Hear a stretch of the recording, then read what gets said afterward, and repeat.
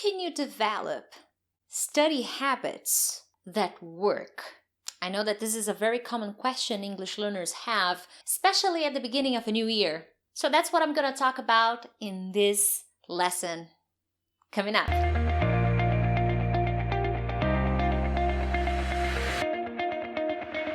Hey there, Teacher Prix here to help you talk to anyone, anywhere, anytime in English. First of all, as usual, thank you so much for joining me on another English lesson. It means a lot to me. I hope you enjoyed this lesson, but more importantly, I hope this lesson can help you establish habits, study habits that will work for you and really help you achieve better results in your English, okay? So in this lesson, I'll be giving you 5 tips to help you develop study habits that work for you.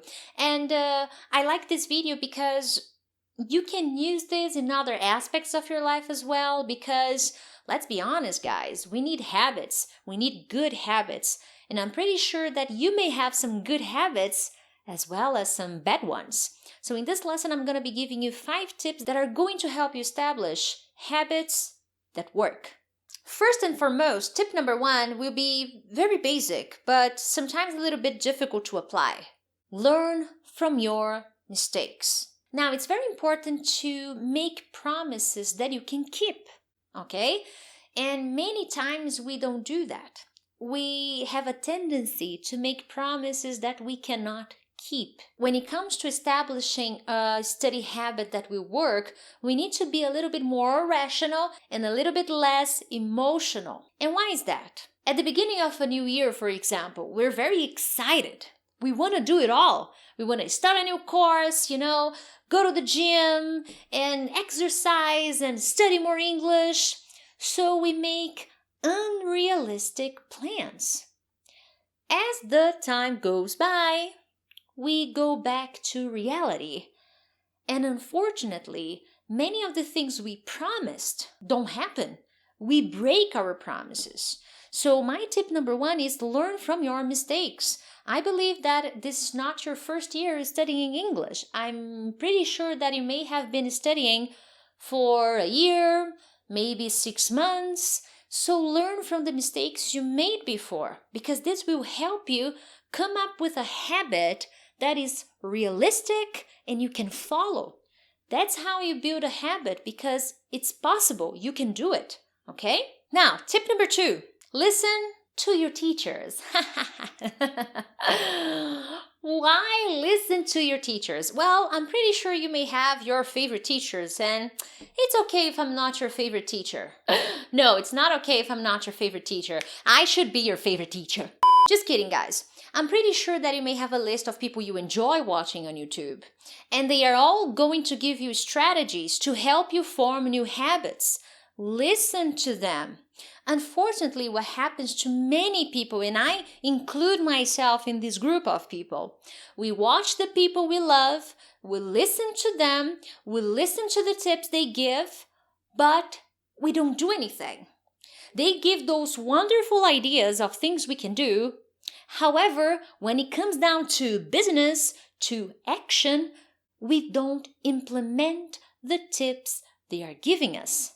And this is very serious. If you want to make a change, if you want to establish study habits that will help you, that will make you feel improvement, then you need to start listening to the people you like and putting the tips they give into action, into practice, okay? I'm sure that there are many excellent tips here on YouTube from many teachers, myself included, that will help you establish better study habits. So you need to listen to these people, but not just listen, but act. Really do something about it. And remember, creating new habits is a fight, is an internal conflict. Our brain is lazy. It doesn't like change, okay? We're usually comfortable with who we are, so it is difficult to create something different, because usually what you're going to do differently is gonna fight what you have been doing all this time, okay? Tip number 3. How much time does it take for me to form a new habit? 21 days, 30 days? How long should I follow a new habit until it becomes a new habit? You know, there are many scientific studies that say that your brain needs 21 days to really accept a new routine. Other studies say it's 30 days. Other studies say it's 60 days. However, I believe that this is a very personal number, okay? Now, what I'm trying to say here in tip number 3 is when you start doing something different, you need time for the effect to kick in so that you start to see results. So whenever you start establishing a new habit, you need to give it some time to see if it works for you to adjust. Habits that work take time to kick in, take time to show you they are working. And one thing that happens to many English learners is that they lose their temper, patience. They get upset because they feel like it's taking forever for that habit to work, okay?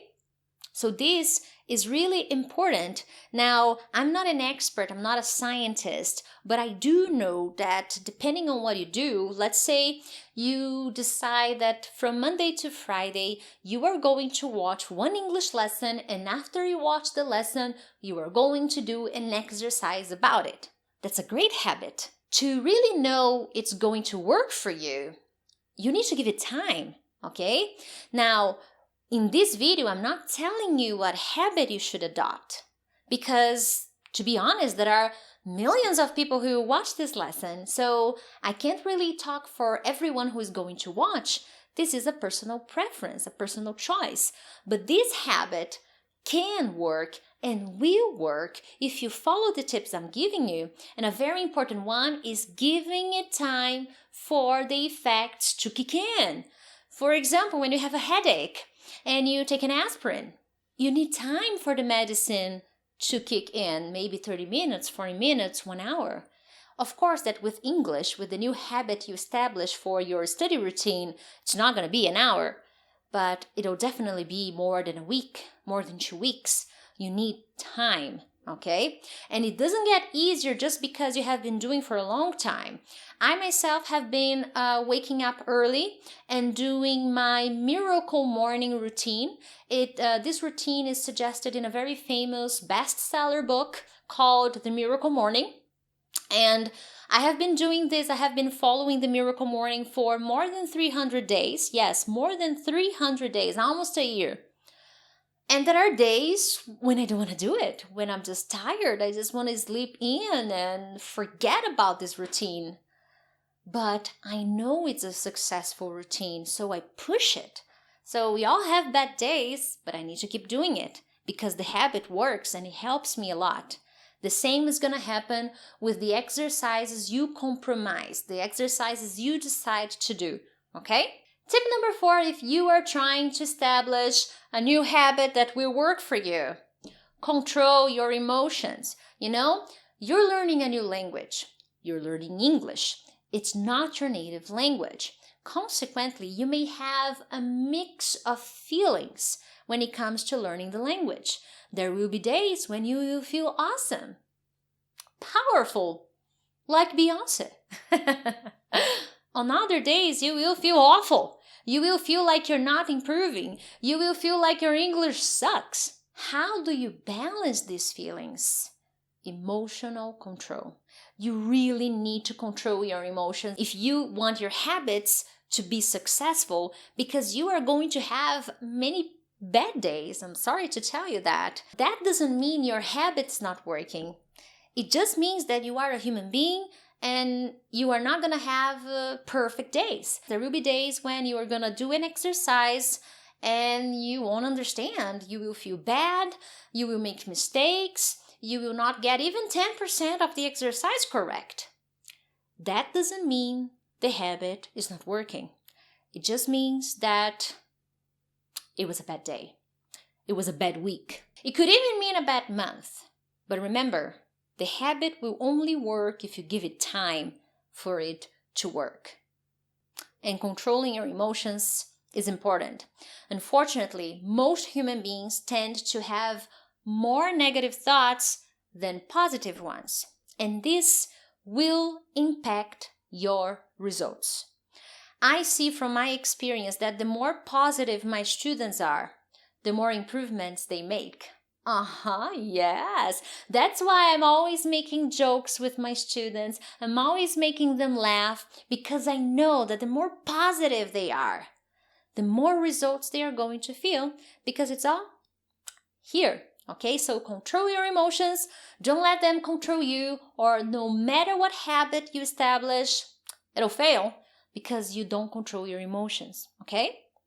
And hey, if you're enjoying this lesson, make sure to hit the like button because that helps the channel, and if possible, share this lesson with your friends. Anyways, let's go to the final tip of the night. Don't ignore certain skills. Now, this is the first tip that I'm really getting down to the English language. That's why I said at the beginning of this video that this lesson, this video can help you in other aspects of your life, not just for your study routine.